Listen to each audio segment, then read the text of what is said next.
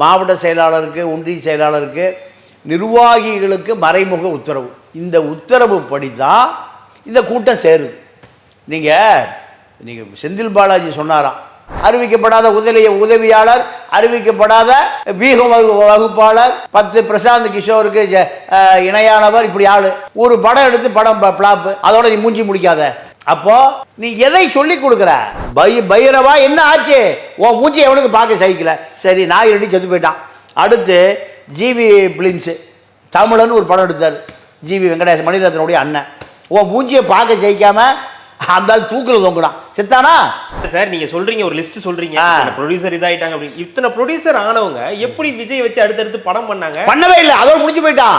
இவங்க இல்ல, இதுக்கப்புறம் படம் பண்ணவங்க இல்ல படம் பண்ணாங்க. எப்படி இவ்வளவு கோடி ஒரு சம்பாதிச்சார்? இல்ல, அதாவது எப்படி இவ்வளவு கோடி, இவ்வளவு பெரிய ரசிகர் பட்டாளம் உருவாச்சு சார்? அதாவது படம் ஃபெயிலியர் ஆனவனுக்கு எப்படி சார் 150 கோடி 200 கோடி சம்பளம் தருவோம்? முதல்ல இத்தனை ப்ரொடியூசர் என்ன ஆனா சார்? நான் 20 ப்ரொடியூசர் சொல்லிட்டேன் சார். ஒரு ப்ரொடியூசர், 2 ப்ரொடியூசர், எத்தனை ப்ரொடியூசர்? அவர் நடிச்சிருக்கிறது இதுவரை சேர்த்து இப்ப கடைசியா இப்ப போயிட்டு இருக்காருல ஷூட்டிங்க்கு, அதோட சேர்த்து அவர் நடிச்சது 69 படம் தான் சார். 20 ப்ரொடியூசர் செத்து போயிட்டான். 25 வருஷம் அவருடைய பிடி செல்வகுமார், 10 பிரசாந்த் கிஷோருக்கு சமம். எல்லா வேலையும் அவர் தான் தலையில் அழிப்பூடி செய்வார். 10 பிரசாந்த் கிஷோருக்கு சமம். ஆமா, எப்படின்னா இவர் படம் வருது இல்ல, வரும்போது அதை என்ன பண்ணுவார்னா படப்பெட்டிய அப்படியே அவர் பொண்டாட்டி பிள்ளையோட அவர் இல்லைனா கூட அதனால என்ன, அது நான் தான் சொல்றேனே, அது அவருடைய பர்சனல், அது நமக்கு தேவையில்லை. நீங்க அரசியல் ரீதியா சொல்லுங்க, நான் கேட்கறேன். அல்ல இல்ல, அது தப்பு. நீங்க விபச்சார விடுதியில் படுத்திருக்கிற ஒருத்தர் இந்த நாட்டில் நான் இந்த நாட்டை ஆள போறேன் வந்தா மக்கள் என்ன பண்ணுவான்?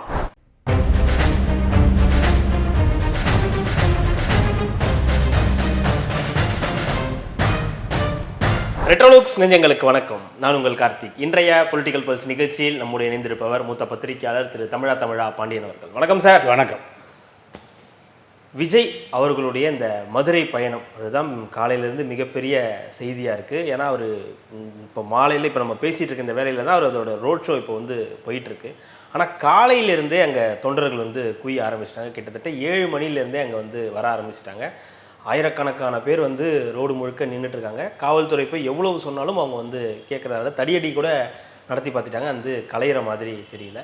இப்போ நம்ம பேசிகிட்டு இருக்க இதே நேரத்தில் அவருடைய அந்த ரோட் ஷோவும் நடந்துக்கிட்டு இருக்கு. அதே நேரத்தில் அவர் சென்னையிலேருந்து கிளம்பும் போது அவர் சொல்லிட்டு போயிருந்தார், என் வாகனத்திற்கு பின்னாடி வராதிங்க, ஹெல்மெட் போடாமல் வராதிங்க அப்படின்னு நிறைய விஷயங்களை வந்து சொல்லிட்டு போயிருந்தார்.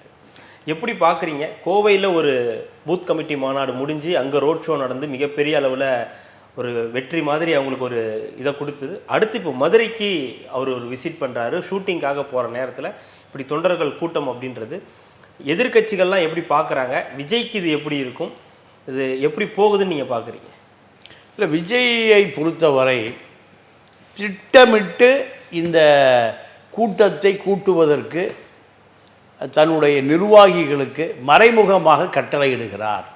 நீங்கள் கோயம்புத்தூரில் அவர் சார்ட்டர் ஃப்ளைட்டில் போகிறார், தனி விமானத்தில் போகிறார். அப்போ எப்போ வேணால் போகலாம், எப்போ வேணால் வரலாம். பேசஞ்சர் ஃப்ளைட்டில் தான் அந்த நேரம் தெரியும், விஜய் இத்தனை மணிக்கு வருவார்னு தெரியும். ஆனால் இவர் போகிறது தனி விமானத்தில். ஜெயலலிதா, மோடி அளவுக்கு இவர் தன்னை ஒரு பெரிய தலைவராக நிறுத்தி கொள்கிறார். ரெண்டாவது, இந்த ரசிகர் கூட்டம் அத்தனையுமே பூத்து கமிட்டி கூட்டம் அல்ல, பள்ளி மாணவர்கள், வாக்கு உரிமையே இல்லாதவர்கள், ஆண்கள் பெண்கள். நீங்கள் ஒரு நிர்வாகி குறைந்தபட்சம் 200 பேரை கூட்டிகிட்டு வரணும். இப்படித்தான் அந்த எத்தனை பேரை அழைத்து வந்தார்கள் என்பது குறிப்பெடுக்கப்படும். அப்போ தான் பதவி தக்க வைத்து கொள்ளப்படும். இது மாவட்ட செயலாளருக்கு, ஒன்றிய செயலாளருக்கு, நிர்வாகிகளுக்கு மறைமுக உத்தரவு. இந்த உத்தரவு படி தான் இந்த கூட்டம் சேருது. நீங்கள் செந்தில் பாலாஜி சொன்னாராம், இந்த பூத்து கமிட்டி லிஸ்ட்டு என்கிட்ட வந்துருச்சு. யார் சொன்னது? செந்தில் பாலாஜி சாவேக்காவோட பூத் கமிட்டி லிஸ்ட். ஏன்னா திமுகவுக்கு எதிராக உருவாகிற அந்த கூட்டத்தை உருவாகிற பொழுதே கட்டுப்படுத்த முடியுங்கிற நம்புறாரு செந்தில் பாலாஜி. அப்போ அவர் சொன்னாராம், இந்த பெரிய பூத்து கமிட்டி போடட்டும், பூத்துக்கு போகிற கூட நான் பர்ச்சேஸ் பண்ணிடுறேன். எங்க? திமுக. அப்போ இதுதான் இந்த கூட்டத்தினுடைய வேலை. எம்ஜிஆர் கூட்டத்தை விசில் அடிச்சாங்க குஞ்சுகள்னு சொல்லுவாங்க. எம்ஜிஆர் கட்சி ஆரம்பித்த பொழுது 72 என்ன பேர் அவங்களுக்கு? விசில் அடிச்சாங்க குஞ்சுகள்.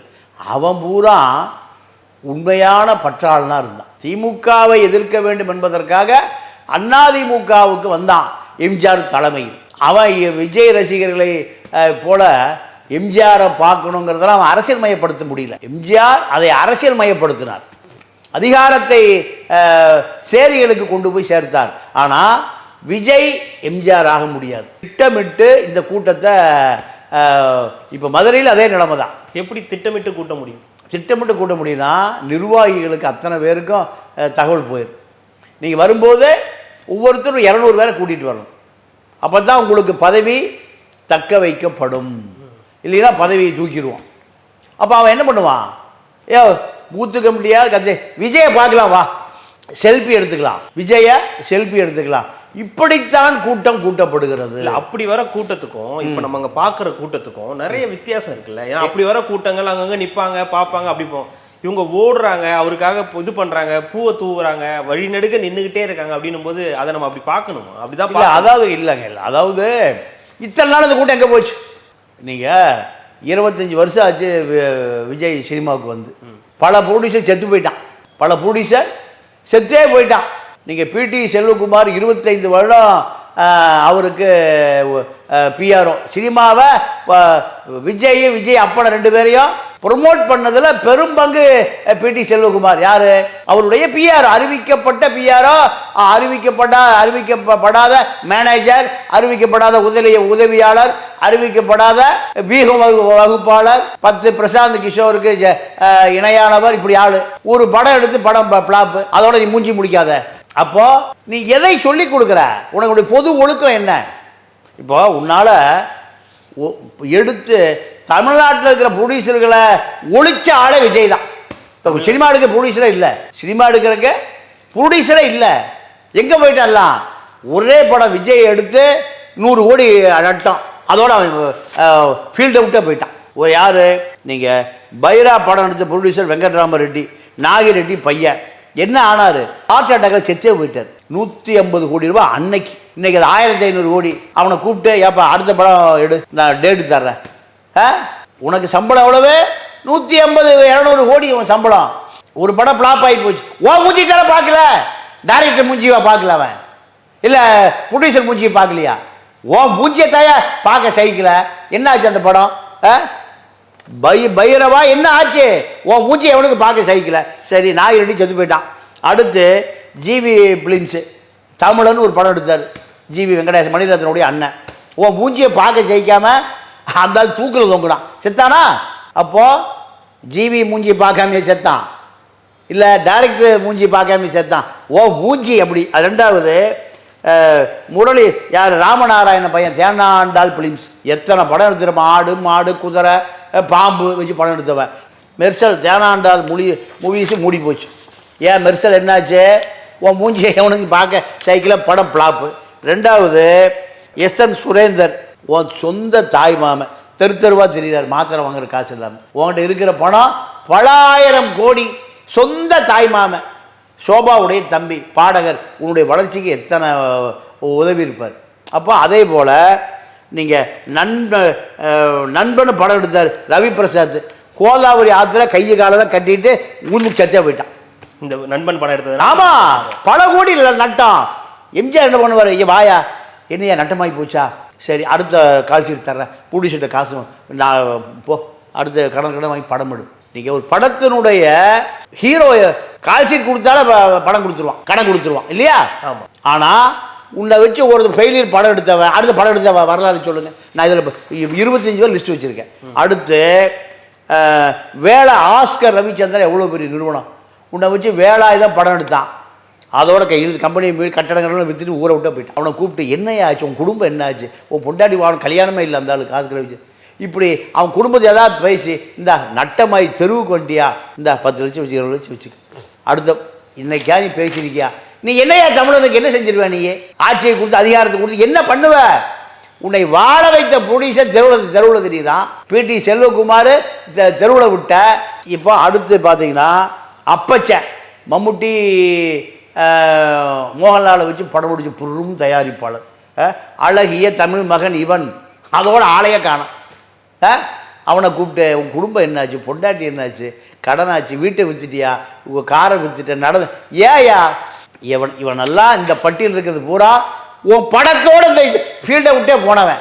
தயாரிப்பாளர்களை ஒழிச்ச நீ என்னையா அந்த மக்களுக்கு பண்ணியிருப்ப. அடுத்து பாருங்க, காவலன் படம், வெங்கட்ராம ரெட்டி என்ன ஆனானே தெரியல. நான் சொல்றதெல்லாம் விசாரிச்சுங்க சார், பெரியார் சொல்வதை போல தான். டேய் நான் சொன்னனுக்கு யாரும் நம்பாதீங்கப்பா, உங்களுடைய அறிவை வைத்து விசாரித்து பார்த்து நான் சொன்னால் ஏற்றுக்க அப்படின்னு துண்டா வச்சு கோவணம் கட்டிட்டு போயிடுவார் பெரிய. அதே போல் நான் சொல்கிறேன். அடுத்து போக்கிரி, அவர் ரமேஷ் பாபு படம் ஹிட்டு, பயங்கர ஹிட்டு. ஆனால் தயாரிப்பு செலவுக்கு வரல, அதுக்கு மேலே வந்தால் தான் லாபம். அவன் தாடியை வளர்த்துட்டு அதோட படம் இருக்கிறதே நிறுத்திட்டான். அடுத்து நீங்கள் கேடி குஞ்சுமோன் எவ்வளோ பெரிய ப்ரொடியூசர், 2 படம் எடுத்தார். நிலைமை வா என்றென்றும் காதல், அதோட அந்த ஆள் வாடகை வீட்டில் குடியிருக்கார். கேடி குஞ்சுமோன் எவ்வளோ பெரிய பிரம்மாண்ட தயாரிப்பாளர். இந்தியன் படம், சங்கருக்கு வாழ்க்கை கொடுத்ததே அவர் தான். உன்னால் ஒழிக்கப்பட்ட பட்டியல் இது. அடுத்து இப்போ லியோ படம், ஏஜிஎஸ் சேவியர் பிரிட்டோ படம் எடுக்கிறதையே விட்டுட்டான். வாரிசு தில்ராஜ் பெரிய ப்ரொடியூசர், 200 கோடி ரூபா குடும்பமே இப்போ இருக்கிற இடமே தெரியல. கேஆர்ஜி மின்சார கண்ணா, இவனெல்லாம் உன் படத்தை ஃப்ளாப் ஆன பிறகு எங்கே ஃபீல் இருக்கான்னு மட்டும் கண்டுபிடிங்க. இப்போ புலி இப்படி நான் இதை விட பெரிய கொடுமை என்னன்னு ஒரு விஷயம், ஆதவர்ஜனவனையும் பக்கத்தில் வச்சுருக்கேன். ஆதவர்ஜன அண்ணன் மச்சனம் போகிறான்னு சொல்லிட்டானுங்க, எங்களுக்கும் மச்சானுக்கும் சம்மந்தம் இல்லை, சொத்துக்குத்தெல்லாம் ஒன்றும் கிடையாதுயா, போயா வெளியே வரைச்சி விட்டானுங்க. உன்னோடு நீ எதுக்கு சேர்த்த, அவன்கிட்ட ஒரு 1 லட்சம் கோடி இருக்குது, நம்ம அவனை இந்த கட்சியில் ஒரு பெரிய பதவி கொடுத்தலான்னு சேர்த்த. உங்கள்கிட்ட சேர்ந்ததனுடைய விளைவு சொத்தெல்லாம் ஒரு விஷயம் கொடுக்க முடியாது, போயா வரைச்சி விட்டானுங்க. பொண்டாட்டி சொல்லிடுச்சு, அரசியலுக்கு எங்கள் குடும்பத்துக்கும் தொடர்பு இல்லை, அது அவருடைய சொந்த வேலை. இப்போ சண்டையில் நிற்கிது, என்ன ஆக போகுது, டைவர்ஸ் ஆக போகுதுன்னு பேசிக்கிறாங்க. ஆதவர்ஜனுடைய மாமனார் உடம்பு சரியில்லாமல் எந்த ப்ரெஷரும் அவருக்கு கவனத்துக்கு போகாமல், குடும்ப சண்டையெல்லாம் போகாமல் மறைக்கப்படுகிறது. இப்போ ஆதவ அர்ஜுனா யாருடைய மருமகன், லாட்ரி மார்ட்டினுடைய மருமகன். இப்போ மருமகனாக மட்டும்தான் இருக்கார், 1 பைசா பிரயோஜனம் இல்லை. அவரை தெருவில் அனுப்பிச்சு விட போகிறாங்க. இப்போ அவர் உன்னுடைய ரசிகர் மன்ற தலைவராகிடுவார், அவரும் தெருவுக்கு வந்துட்டார். யார், அதோ. இதுதான் விஜயுடைய நிலைமை. இப்போ மதுரைக்கு போகும்போது அங்கே இருக்கக்கூடிய அத்தனை ரசிகர் மன்ற கட்சியினுடைய நிர்வாகிகளை கூட்டம் சேர்த்துரும். இதெல்லாம் திட்டமிட்ட கூட்டம். சினிமாக்காரர் எப்படி சார் இருப்பான், செயற்கையாக இருப்பான், எம்ஜிஆரை தவிர. இப்போ அதே தான் விஜய் செய்கிறார். இப்போ கடைசி எங்கே போய் சேர போகிற, ஏடிஎம்கே பிஜேபி கூட்டணியில் இணைய போகிறார். அதோடு அவர் கதை அங்கே முடிய போகிறது. ஏன்னா விஜய்காந்த் அப்படி தான் சொன்னார், ஆண்டவனோடும் கூட்டணி, மக்களோடும் கூட்டணி, எவனோடும் கூட்டணி கிடையாதுனார். கடைசி எங்கே போய் ஜெயலலிதா வீட்டில் போய் செட்டில் ஆகிட்டார். 2011 எதிர்கட்சி தலைவரானார். ஜெயலலிதா அங்கேருந்து 10 எம்எல்ஏக்களை பிரித்து எடுத்தது. அதோட 2016 தேர்தலில் விஜயகாந்த்னு ஒரு ஆளே இல்லை. இதே நிலைமை தான் யாருக்கு வரப்போகுது, விஜய்காந்துக்கு வந்த நிலைமை விஜய்க்கு வரப்போகுது. எல்லாம் செயற்கையாக இருக்குது. நீ நடித்த பொழுது பல நடிகைகள் உன்னோடு கிசுகிசுக்கப்பட்ட பல நடிகைகள் இருக்காங்க. இல்ல அது தேவையில்லை, இல்ல அது இல்ல, உனக்கு ஒழுக்கம் இல்ல, அரசியலுக்கு அதுக்கு சம்பந்தம் இருக்கு. ஒழுக்க வேணும் சார் முதல்ல. இல்ல சார், நீங்க சொல்றீங்க ஒரு லிஸ்ட் சொல்றீங்க, ப்ரொடியூசர் இதாயிட்டாங்க அப்படி. இத்தனை ப்ரொடியூசர் ஆனவங்க எப்படி விஜய் வச்சு அடுத்தடுத்து படம் பண்ணாங்க? பண்ணவே இல்லை, அதோட முடிஞ்சு போயிட்டான். இவங்க இல்ல, இதுக்கப்புறம் படம் பண்ணவங்க இல்ல படம் பண்ணாங்க. எப்படி இவ்வளவு கோடி அவர் சம்பாதிச்சார்? இல்ல அதாவது எப்படி இவ்வளவு கோடி இவ்வளவு பெரிய ரசிகர் பட்டாள உருவாச்சு சார். அதாவது படம் ஃபெயிலியர் ஆனதுக்கு எப்படி சார் 150 கோடி 200 கோடி சம்பளம் தருவான் முதல்ல? அதாவது இந்த ப்ரொடியூசர் பூரா பணம் கொடுத்தான், படம் பூரா ஃப்ளாப் ஆன பிறகு அவரே இப்போ ப்ரொடியூசர் உருவாக்கி, டம்மி ப்ரொடியூசர் உருவாக்கி படம் எடுத்தார். அதுவும் முடிஞ்சு போச்சு. இப்போ அவர் படம் எடுத்தால் ஓடாது, எடுக்க சொல்லுங்களேன். இப்போ எடுத்தா, ஆமா இப்போ விஜய் படம் எடுத்தா ஓடாது, எடுக்க சொல்லுங்களேன். இத்தனை படம் ஏன் ஃபெயிலியர் ஆச்சு? நான் அந்த பட்டியல் வாய்ச்சேன்ல, இத்தனை ப்ரொடியூசர் ஏன் செத்து போனா? இதை விட மோசமான ஃபெயிலியர்ஸ் கொடுத்த நடிகர்களும் இருக்காங்க சார். விஜயை விட அதிகமான ஃபெயிலியர்ஸ் கொடுத்த அவன் அரசியல் முதலமைச்சரா வரலையே, அவன் முதலமைச்சரா வரலையே, என்ன நடிகரா இருக்கிறவர் அரசியல் முதலமைச்சரா வரல. இல்ல என்னுடைய கேள்வி, இதுல ஃபெயிலியர் கொடுத்திருக்காரு, அதனால அவர் அரசியலுக்கு வரக்கூடாதா? அரசியலுக்கு வரக்கூடாதா? முதலமைச்சர் ஆகணும்னு ஆசைப்படக்கூடாதா? படவே கூடாது. ஏன்னா அடுத்தவனுடைய மரணத்தை ரசிக்கிறவன், அடுத்தவன் ப்ரொடியூசருடைய குடும்பம் இல்ல நீங்க சொன்னது இந்த இவனுங்க இறந்து போனார்லாம் சொன்னீங்களா, அது எல்லாத்துக்கும் விஜய் தான் காரணமா? படம் எடுத்து நட்டமாயி போச்சு. படம் எடுத்து நட்டமான விஜய் படம் எடுத்ததுனால தான். ஆமா, அதுதான் காரணம், வேற எந்த காரணம் இல்லை. அடுத்து அவனை கூப்பிட்டு இன்னொரு கால் ஷீட் கொடுத்துருந்தா அவன் உயிரோடு இருந்திருப்பான். அவனுக்கு லாஸ் ஆகிருக்காது, வீடு வேலைக்கு போயிருக்காது, வட்டிக்கு வாங்கியிருக்க மாட்டான், பொண்டாட்டி பிரிஞ்சிருக்காது, குழந்தை குட்டி பிரிஞ்சிருக்காது, காரை விற்றுருக்க மாட்டான், இடத்த விற்றுருக்க மாட்டான், வீட்டை விற்றுருக்க மாட்டான். ஆனால் ஒரு படத்தில் 100 கோடி 200 கோடி லாஸ் ஆனால் அவன் என்னங்க பண்ணுவான்? அந்த காலகட்டத்தில் இருந்தவங்க விஜய்க்கு அவ்வளோ கோடிகள் சம்பளம் இருக்காது சார். படத்துக்கு 100 கோடி ரூபா படத்துக்கு 100 கோடி ரூபா செலவு தான் சார். தமிழன் காலகட்டத்தில் இல்லைங்க, இருக்குதுங்க சம்பளம். இல்லைங்க, அவளுக்கு சம்பளமோ சும்மாவோ அந்த ப்ரொடியூசர் அழிஞ்சு போயிட்டானா இல்லையா? ப்ரொடியூசரு அப்போ இவர்கள்லாம் யார்? இவர்களுடைய சடலத்தின் மீது ஏறி வந்து தான் இன்னைக்கு எப்படி முதலமைச்சர் ஆகணும்னு விரும்புகிற உன்னுடைய பனையூர் பண்ணை வீடெல்லாம் இவன் காசில் கொடுத்தது தான். இத்தனை ப்ரொடியூசர் என்ன ஆனால் சார், நான் 20 ப்ரொடியூசர் சொல்லிட்டேன் சார். ஒரு ப்ரொடியூசர் 2 ப்ரொடியூசர் எத்தனை ப்ரொடியூசர் அவர் நடிச்சிருக்கிறது இதுவரை சேர்த்து இப்போ கடைசியாக இப்போ போயிட்டு இருக்காருலே ஷூட்டிங்க்கு, அதோட சேர்த்து அவர் நடிச்சது 69 படம் தான் சார். 20 ப்ரொடியூசர் செத்து போயிட்டான். அதுக்கு எல்லாமே விஜய் தான் காரணம். ஏன்னா படம் எடுத்து ஓடலை, உன் மூஞ்சியை ஒன்றும் பார்க்கல. படம் மூஞ்சியை பார்க்காமல அப்படி வருவாங்க, எல்லாரும் பார்க்கறதுக்கு வராங்க, எல்லாம் தயாரா இருக்காங்க. அப்போ ஏன் அவனை செத்தான்? அப்படியே படம் ஓடலை?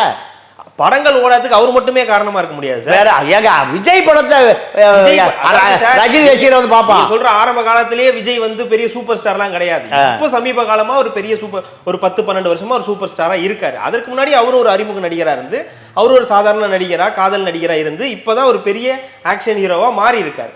அப்பவே அதுக்கெல்லாம் காரணம் அப்படின்னு நம்ம அவரை சொல்ல முடியும். அப்ப இயக்குனர்னு எதுக்கு இருக்காரு இந்த படம்? இயக்குனர்னு எதுக்கு இருக்காங்க? ப்ரொடியூசர்னு எதுக்கு இருந்திருப்பாங்க? இல்ல, இயக்குனருக்கு படம் ஓடாது, இயக்குனருக்கு தான் சார் ஓடாது. நடிகருக்கும் தான் படம் ஓடும். ஏன் ரஜினி படத்தை ரஜினி போடாமல் யாரும் ராமசாமி கந்தசாமி வச்சு ஒரு இயக்குனர் படம் எடுத்தா, ஒரு புடிச்சு படம் எடுத்தா ஓடுமா? சொல்லுங்க, ஓடாது. அப்புறம் ஏங்க படம் கமலுக்கு ஓடுதா, டைரக்டருக்கு ஓடுதா? படம் ரஜினிக்கு ஓடுதா, டைரக்டருக்கு ஓடுதா? படம் ரஜினிக்கு ஓடுதா, ப்ரொடியூசருக்கு ஓடுதா? எனக்கு தெரிஞ்சு நீங்க சொன்ன அதிசயம் ப்ரொடியூசருக்காக படம் ஓடி டைரக்டருக்காக படம் எத்தனையோ டைரக்டருக்காக இல்ல சார். இந்த மாதிரி நடிகர்கள் தான் சார் முக்கியம், இல்லன்னு நான் சொல்லல சார். மனிதாபிமானமே இல்லாத ஒரு நடிகர் இல்ல. அவர் எத்தனையோ நடிகர்களுக்கு, அவர் எத்தனையோ தயாரிப்பாளர்களுக்கு, அவர் பழைய தயாரிப்பாளர்கள் ஒரு பணம் எல்லாம் கொடுத்திருக்காரு. இல்லையா? சொல்லுங்க, நான் கூட காட்டுறேன் உங்களுக்கு, காட்டுறேன். அவரே ஒரு 5 ப்ரொடியூசர்களை கூப்பிட்டு, பழைய ப்ரொடியூசர்களை கூப்பிட்டு ஒரு பணம் எல்லாம் கொடுத்துருக்கு. இல்ல கொடுக்கல இல்ல, அவ வாய்ப்பே இல்லை. நீங்க பிடி செல்வகுமார் அவருக்கு 25 வருஷம் பிஆர்ஓ சார். எத்தனை வருஷம் நீங்க சொல்றீங்கல்ல? பழைய நடிகர்லாம் கூப்பிட்டு எல்லாம் தாஜ்மஹால் வாங்கி கொடுத்தாரு சொன்னீங்கல்ல? தாஜ்மஹால் இல்ல, நீங்க அப்படிதான் சொல்றீங்க. இல்ல நீங்க சொல்றீங்கல்ல, தாஜ்மஹாலை விட உயர்ந்த வாங்கி 25 வருஷம் அவருடைய பிடி செல்வகுமார். 10 பிரசாந்த் கிஷோருக்கு சமம். எல்லா வேலையும் அவர் தான் தலையில் அழிப்போடு செய்வார். 10 பிரசாந்த் கிஷோருக்கு சமம். ஆமா. எப்படின்னா இவர் படம் வருது இல்ல, வரும்போது அதை என்ன பண்ணுவார்னா படப்பெட்டியை சாரட் வண்டியில் வச்சு கூட்டிட்டு வருவார். எங்க? சினிமா தியேட்டருக்கு. அங்கிருந்து ப்ரொடியூசர் டிஸ்ட்ரிபியூட்டர் சொல்லுவார், ஏப்பா இந்த படத்தை முன்னாடி வச்சு ரசிகர்கள் பூரா கூட்டிகிட்டு வந்து கட் அவுட்ரு வச்சு மாலை போட்டு அபிஷேகம் பண்ணி, எங்க சினிமா தியேட்டருக்கு முன்னாடி. இப்படியெல்லாம் இந்த மூளை ஐடியா கொடுக்குறது யாரு? இவர். என்ன பண்ணுவார் தெரியுமா உங்களுக்கு? ஓடாத விஜய் படத்தை பூரா டிக்கெட்டை பூரா வாங்கிடுவார், ஹவுஸ்ஃபுல் போர்டை போட்டு வெளியே வருவார். யாரு? இந்த பிடி செல்வகுமார். இதெல்லாம் தான் வியூகம் வகுப்பாளர். படம் ஓடாது சார், ஆனால் என்ன பண்ணுவாங்க? டிக்கெட்டெல்லாம் வாங்கி ஹவுஸ்ஃபுல். பார்க்குறவன் என்ன நினைப்பான்? பல பிராடு வேலைகள், பல அதாவது சமூக விரோதி சிந்திக்க மாட்டான். அந்த அளவுக்கு சினிமாவில் ஒரு நடிகனை உயர்த்துவதற்கு அவ்வளவு ஏமாற்று வேலை செய்யணும் ரசிகனை. இவ்வளவு வேலைகள் செய்தவர் தான் பிடி செல்வகுமார். இவரை ஒரு படம் புலின்னு ஒரு படம் ஃப்ளாப் ஆகி போச்சு. அன்னைக்கே கேட்ட போட்டி உள்ள விடாதுட்டார். நீங்கள் 25 வருஷமாக அங்கே காலுக்கு செருப்பாக அப்பா மக 2 பேரையும் தூக்கி சுமந்த பிடி செல்வகுமாரை ஒரு படம், அவர் ராசி இல்லாத தயாரிப்பாளர். நான் சொன்ன பட்டியல் சொன்னல அத்தனை பேருமே ராசி இல்லாத தயாரிப்பாளர். அப்போ யார் சொல்கிறான்னா ஜோசியக்காரன் சொல்கிறான், ஒரு படம் ஃப்ளாப் ஆச்சுன்னா அவனை மூஞ்சிலேயே முடிக்காத, அவனுடைய தரித்திரம் அவனுடைய பண பற்றாக்குறை உனக்கு ஒட்டிக்கும். இப்போ பொண்டாட்டி சேர்க்காத, பிள்ளையை சேர்க்காத, பையன் 3 வருஷமாக அடையிற ஒரு படம் இல்லாமல் யார்? சூசன் விஜய். ஏன்? அப்போ நீ சன்னியாசியாக வாழ்ந்தால் தான் முதலமைச்சர் ஆக முடியும். கடலூர் சந்திரசேகரன் சொல்கிறான். அந்த வீட்டில் ஒருத்தருமே இல்லையே. அப்போது மக்களை ஏமாற்றுவதற்கு நீ போடுகிற வேஷம் விஜய் தவிர போய் பாருங்க சார். பொண்டாட்டி பிள்ளையெல்லாம் ஒன்றும் கிடையாது, அப்போ ஆத்தா கிடையாது. அவ்வளோ பெரிய பண்ணை வீடு யார் கட்டி வச்சிருக்கிற? அப்போது மூட நம்பிக்கையின் மொத்த உருவணி, மூட நம்பிக்கையின் மொத்த உருவம். வெங்கட்ராமன் ஒரு ஐயர் இருக்கான். எதுக்கு? கணக்கெழுத வந்தவன் தான் கட்சியுடைய பொருளாளர், வேறு ஆளே இல்லையா? ஒரு அரசியலுங்கிறது அரசியல்வாதி இருக்கணும். கணக்கெழுத வந்த ஒரு அக்கௌண்டன்ட் வெங்கட்ராம ஐயர், அவர் தான் கட்சியுடைய பொருளாளர். அப்போது அவர் சொல்லுவது தான் வேதம், அவர் நினைப்பது தான் கட்சி. இதுதான் எல்லாரையும் சொல்றீங்க. நான் அரைக்கசாமி அப்படிதான் சொல்றீங்க, புசியையும் அதுதான் சொல்றீங்க, வெங்கட்ராமனையும் அதான் சொல்றீங்க. இப்ப யார கடலூர் சந்திரசேகரன் ஒருத்தர், அவர் சோசியர், இவனெல்லாம் மந்திரம் எல்லாரையும் சொல்றதுதான் விஜய் கேட்பாரா? விஜய்க்குன்னு எதுவுமே தோணாது, செய்யணுன்ற என்ன இருக்காது. அப்படி தோணுச்சுன்னா இந்த போலீஸர் உட்பட இத்தனை பேர் ஏன் தூக்கு போட்டு சாவுறான்? எழுதியிருக்கலாமே, விஜய் தான் இதற்கெல்லாம் காரணம்னு சொல்லி அப்போ எழுதி வச்சிருக்கலாமே. அவங்க சாக இல்லை, நீங்கள் சரி சாகாம ஒரு ஆள் இருக்கார் பிடி செல்வகுமார், என்ன தப்பு பண்ணார் விசாரிங்க. விஜய் ஏமாத்தினாரா? அவங்க அப்பனை ஏமாத்தினாரா? இல்லை பொண்டாட்டி ஏமாத்தினாரா? விஜய் மகனை ஏமாத்தினாரா? என்ன 25 வருஷமா காலுக்கு செருப்பாக இருந்த உன்னுடைய இத்தனை வளர்ச்சி சார். ஒரு ஆள் 25 வருஷம் இருக்கிறது சாதாரண விஷயமா? இல்லை, சொல்லுங்க. கண்டிப்பாக இல்லை. ஒரு பிஆரோ 25 வருஷமா ஒரு ஆளோட பயணிக்கிறான், அந்த குடும்பத்தில் பயணிக்கிறான்னா சின்ன தப்பாக தான் வெளியே வீசியிருப்பான். 25 வருஷமா ஒருவன் பயணிக்கிறான்னா அவனை ஒரு படம் நீ மூஞ்சியை பார்க்க அவனுக்கு சைக்கிள் புலி படம், அந்த படம் ஃப்ளாப் ஆன பிறகு இனிமேல் வந்துடாத, வந்தால் கடன் கேட்பான். 25 வருஷமா ஒருத்தர் கூட வச்சிருந்திருக்காரு, திடீர்னு ஒருத்தர் வெளியே அனுப்புறாருன்னா ஏதோ ஒரு காரணம் இருக்கும். என்ன காரணம்? திருடிட்டு போயிட்டாரா? நீங்களே சொல்லுங்க. நீங்க சொல்றீங்கல்ல 25 வருஷமா இருந்தாரு, கூட வச்சிருந்தாரு, அந்த ஒரு படம் ஃபெயில் ஆனதெல்லாம் அனுப்பிச்சிட்டாரு. 25 வருஷமா கூட வச்சிருந்த ஒருத்தர் திடீர்னு ஒருத்தர் அனுப்புறாருன்னா அதுக்கு ஏதோ ஒரு காரணம் இருக்கு. காரணம் என்ன காரணம்னா படம் ஃப்ளாப் ஆகி போச்சு, காசு கேட்பான், மீண்டும் கால் ஷீட் கேட்பான், மீண்டும் கால் ஷீட் கேட்பான். கால் ஷீட் கொடுக்கலைன்னா நமக்கு எதிராக இருப்பான். வேறு ஒன்று இப்போ தேனாண்டாள் ஃபிலிம்ஸு ராமநாராயணன் பையன் முரளியை அவரும் 25 வருஷம் சின்ன பையன்லேருந்து ஒரு நண்பர்களாம். அவங்க அப்பா ராமநாராயண பெரிய ஜாம்பவான் தெரியுமில்ல, எம்எல்ஏவில் இருந்தார். அவரை பக்கத்திலே வந்துடாதுன்ட்டார். ஆஸ்கர் ஃபிலிம்ஸ் ரவிச்சந்திரன் அசோக் நகரில் பெரிய அலுவலகம், 24 மணி நேரம் விஜயும் ஆஸ்கர் ஃபிலிம்ஸ் ரவிச்சந்திரன் நண்பர். ஆனால் ஒரு படம் ஃப்ளாப் அவன் உள்ளே விடாத. அப்போ அவனுக்கு விஜய்க்கு மந்திரவாதி சொல்லிக் கொடுக்குறான், ஜோசிகாரன் சொல்லிக் கொடுக்குறான், தீட்சிதர்கள் சொல்லிக் கொடுக்குறான். என்ன, ஒரு படம் லாஸ் ஆகி தெருவுக்கு போயிட்டான்னா அவனுடைய அந்த தரித்திரம், அதுக்கு எனக்கு சரியாக ஆன்மீகத்தையே சொல்ல தெரியல, அவனுடைய அந்த செயற்கை கிரகம் உனக்கு பாஞ்சிடும். உனக்கு நீங்கள் ரோட்டில் போகிறான்ல பிச்சைக்காரன், காலையில் எந்திரிச்சோடனே பிச்சைக்காரன் மூஞ்சியில் முடிச்சியா சொல்லுவான். ஒரு நல்ல வேலைக்கு போகிற அப்போ பிச்சைக்காரன் மூஞ்சியில் முடிக்காத, வெள்ளைச்சீலக்காரி புருஷனை இறந்து போன மூஞ்சியில் முடிக்காத, ஒத்தா பாப்பா மூஞ்சியில் முடிக்காத, சில சகுனங்கள் பூனை குறுக்க போகக்கூடாதுன்னு சொல்லுவாங்களே, அதே போல தான் லாஸான புடியூசர் மூஞ்சியில் முழிக்காத, அதோடு அவனை விரட்டி விட்டுரு. இப்படி இந்த கும்பல் யார்? வெங்கட்ராம கணக்கு பிள்ளை. இந்த கும்பல் கடலூர் சந்திரசேகர் ஜோசியர் சொன்னதை அப்படியே கேட்குறான். ஏங்க ஒருத்தன் பொண்டாட்டி பிள்ளையும் துரத்தி விடுவானாங்க சொல்லுங்கள்? நான் கேட்குறேன். அஃபீஷியலாக இந்த மாதிரிலாம் எதுவும் இல்லை, நீங்கள் தான் சொல்கிறீங்க, துரத்தி விட்டாருன்றீங்க, வீட்டில் இல்லைன்றீங்க, தெரியல. நமக்கு அஃபீஷியலாக வராத வரைக்கும் நம்ம ஏங்க நீங்கள் பொண்டாட்டி பிள்ளையை துரத்தி விட்டான்னு நம்ம எப்படி சொல்லலாம்? பத்திரிக்கைதாரன் நீங்கள் கேமரா தூக்கிட்டு போங்களேன். சங்கீதாவும் புலனாய்வு பத்திரிக்கை சார், புலனாய்வு பத்திரிக்கை மக்களுக்கு மறைக்கப்பட்ட உண்மைகளை எடுத்து சொல்லுவது தான் ஊடகத்தினுடைய வேலை. ஏப்பா என்ன உண்மையாகவே சங்கீதா எங்கே தான் என்ன கேட்குறேன், அப்படியே அவர் பொண்டாட்டி பிள்ளையோட அவர் இல்லைனா கூட அதனால என்ன, அது நான் தான் சொல்றேனே, அது அவருடைய பர்சனல், அது நமக்கு தேவையில்லை. நீங்க அரசியல் ரீதியா சொல்லுங்க, நான் கேட்குறேன். அல்ல அல்ல, அது தப்பு. நீங்க விபச்சார விடுதியில் படுத்திருக்கிற ஒருத்தன் இந்த நாட்டில் நான் இந்த நாட்டை ஆள போற வந்த மக்கள் என்ன பண்ணுவான்? சாராய கடை நடத்துகிற ஒரு டாஸ்மார்க் விற்கிற ஒருத்தன் நான் தாங்க இந்த ஊரில் எல்லா மக்களுக்கு அறிவு சொல்கிறேன்னா அவனை என்ன பண்ணுவான்? மக்கள் ஏற்றுக்கவே மாட்டான். காரணம், பொது வாழ்க்கைக்கு வருகிறவன் நேர்மையாக கக்கனை போல, காமராஜை போல, பெரியாரை போல, ரெட்டமலை சீனிவாசனை போல இருக்கணுங்கிறதா மக்களுடைய எதிர்பார்ப்பு. நீ எல்லா ஊழலும் அயத்தனமும் முடிச்சா முள்ள மாதிரித்தனம் ஏமாத்து எல்லாம் பண்ணிட்டு நான் தான் முதலமைச்சர்னா உனக்கு என்ன தகுதி இருக்கு? இதுதான் இந்த கேள்வி எல்லா தலைவர்களுக்கும் வைக்கலாமா? இங்க எல்லாருக்கும் பொதுவானதான், எல்லாருக்கும் பொதுவானதான். எல்லா விமர்சனம் என்பது சீசரின் மனைவி விமர்சனத்திற்கு உள்ளானவள். எல்லாருக்கும் இதே பொருந்தும், இது எல்லாருக்கும் பொருந்தும். இப்போ பரபரப்பாக விஜய் நான் முதலமைச்சர் வேட்பாளராக தினம் தினம் பரபரப்பை கிளப்புறதுனால நம்ம விஜய் பற்றி பேசணும். இல்லை விஜய் பற்றி பேச வேண்டிய அவசியம் இல்லை. 8 கோடி மக்களுக்கு தலைவனாகக்கூடிய நீ உனக்கு என்ன தகுதி இருக்குது என்பது தான் விமர்சனம். நீ சினிமா எடுத்துட்டு நான் கேட்க மாட்டோம். நீ சினிமா எடுத்துட்டு கீர்த்தி சுரேஷோட திரிஷாவோட டுகெட் பாண்டி தான் கேட்க மாட்டோம்.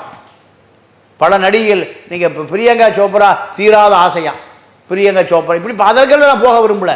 ஆனால் நீ எனக்கு தலைவனாக வர்றேன், உங்களுக்கும் சிஎம் அவர் தான், அவருக்கும் சிஎம் அவர் தான், எல்லாத்துக்குமான தலைவனாக வருகிற பொழுது தான் உன் மீது எனக்கு தலைமை தாங்குவதற்கு வருகிறவன் நேர்மையானவனாக இருக்கணும். அதுதான் விஜய் மீது நம்ம வைக்கிற விமர்சனம். இல்லை என்ன இந்த இதெல்லாம் நேர்மை இல்லை, அதனால ஒரு தலைவராக வரக்கூடாதுன்றது உங்களுடைய கருத்து? மக்களுடைய கருத்து, என் கருத்து இல்லை, மக்களுடைய கருத்து. மக்கள் அப்படி சொல்கிறாங்களா? கண்டிப்பாக சொல்கிறாங்க. இல்லை அவருக்கு கூடுகிற கூட்டத்தெல்லாம் பார்க்கும்போது, பெண்கள் கூட்டத்தெல்லாம் பார்க்கும்போது அது அப்படி தெரியும். 26 தேர்தல் வரட்டும் சார். இல்லை அதிமுகவோட வேற போயிடுவாருன்னு வேற எங்கேயோ போட்டு சார், 26 தேர்தல் வரட்டும்.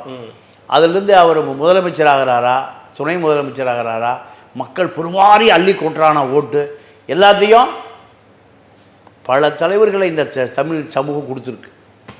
பல தலைவர்களை இந்த சமூகம் என்ன ஆக்கியிருக்கு? காணாமல் ஆக்கியிருக்கு. அதே போல தான் விஜய்க்கு. விஜய் மக்கள் மிக பெரும்பான்மையாக வாக்களித்து உச்சபட்ச முதலமைச்சர் நாற்காலி எம்ஜிஆரை போல அனுப்புகிறார்களா, அல்லது நீங்கள் வரலாற்றின் குப்பை தொட்டியில் விஜய் இருக்கிறாரா என்பதை வரலாறு தீர்மானிக்கும். 2026 வரலாறு. கண்டிப்பாக சார், தொடர்ந்து பேசலாம். மிக்க மகிழ்ச்சி. நன்றி. நன்றி, வணக்கம்.